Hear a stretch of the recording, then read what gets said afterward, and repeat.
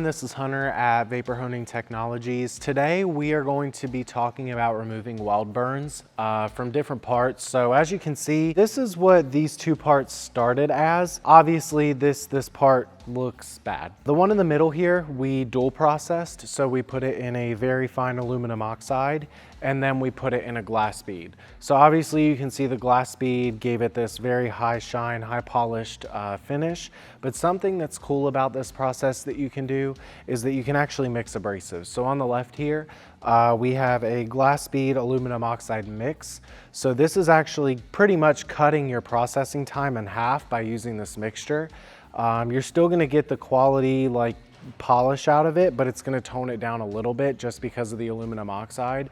But it is gonna cut your time in half to blast. Obviously, both parts look really good.